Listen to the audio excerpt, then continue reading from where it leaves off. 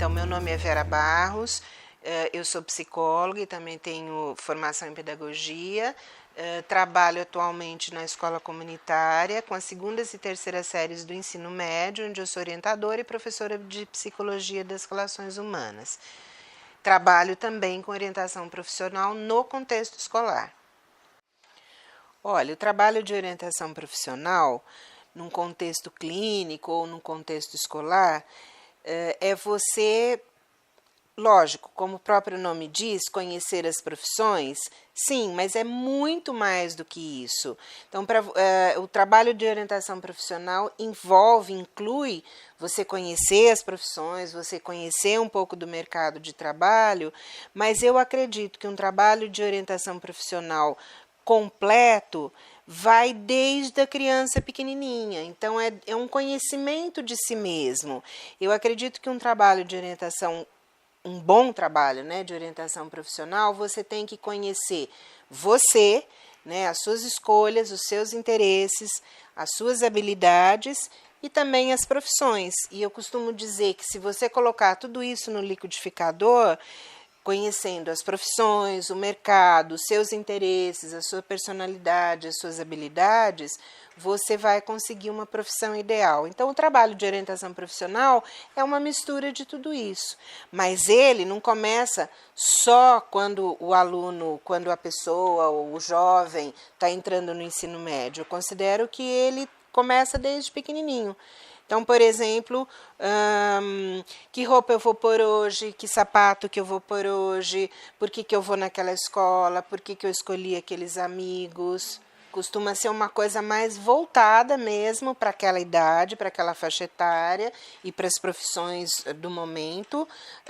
Então, costuma ser, vamos dizer assim, um trabalho mais de um bloco, um módulo, né? Mas essencialmente, você não é só aplicar testes vocacionais ou testes de interesse, você tem que fazer um trabalho de autoconhecimento para ver quem é você, o que você gosta, do que você realmente interessa, porque veja, você pode gostar de várias coisas, mas o que você quer como trabalho? Você pode gostar de algumas coisas para hobby, de algumas coisas para fazer em alguns dias eventualmente, mas o que você gostaria de fazer todos os dias, né? Então, aí é um trabalho, sim, voltado e até para esse... Mas eu não acredito que o jovem hoje só vá pensar isso quando ele está no terceiro ano, né? Quando ele está no nono ano, no ensino, mesmo no ensino médio, que escola eu vou cursar, eu vou continuar na escola que eu estou, isso já é um trabalho de autoconhecimento. Por que eu quero continuar nessa escola? Por causa dos meus amigos, por causa dos professores, por causa de tudo isso, por causa de um contexto, por causa da escola em si. Então, eu acho que isso já é um trabalho. Agora, lógico, ele começa a se interessar pelas profissões que existem. Eu acho que o jovem, quando busca um trabalho desse tipo, ele se sente muito mais seguro, ele foca mais no seu estudo, sem dúvida, eu acho que ajuda. Mas eu acho que ele também não deveria esperar até o terceiro. Isso não é um trabalho rápido, isso não é um trabalho que você faz em um mês, em uma semana. Isso é ao longo da sua vida. Se é um trabalho de autoconhecimento, é ao longo da sua vida. Então, já quando ele começa a entrar no ensino médio, quer dizer, no ensino médio é um curso que tem muitas novidades, né? Mas passado esse período, ele já deveria começar a pensar nisso. Não começar a definir, mas começar a pensar. Nem que ele defina no terceiro ano. Então, eu acho sim, acho muito bom, porque a hora que ele define, ele consegue até se concentrar melhor. Mas eu não acredito, eu costumo dizer, eu não acredito que o inverso seja verdadeiro. Ele não consegue estudar, ele não consegue se concentrar, porque ele não conseguiu se definir. Isso é uma coisa que você deve vir vindo aos poucos, procurando essa definição. Outra questão que eu acho que ajuda a diminuir a ansiedade do vestibulando, é ele ter uma vida assim, é um ano diferente, é um momento diferente. Então, eu costumo dizer que é um ano atípico, esse ano onde ele vai prestar o vestibular.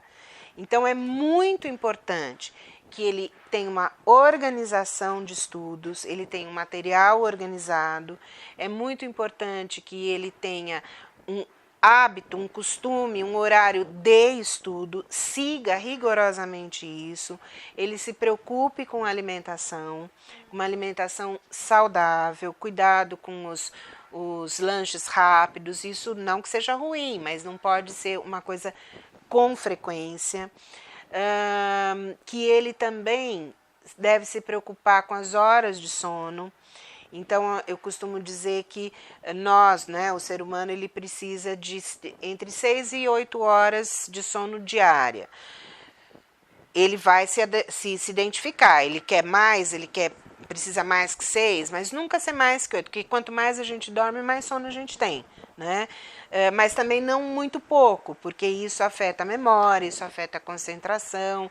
Então é muito importante que nesse ano de pré-vestibular mesmo, ele foque nos estudos, nessa organização, na alimentação, no sono e também, se possível, nos exercícios físicos. Às vezes o jovem quer dizer assim, olha, eu preciso largar algumas coisas, talvez ele tenha que largar sim, mas nunca o esporte. Então, se ele faz academia, se ele faz um esporte, mesmo que seja diário, isso ele nunca deve largar.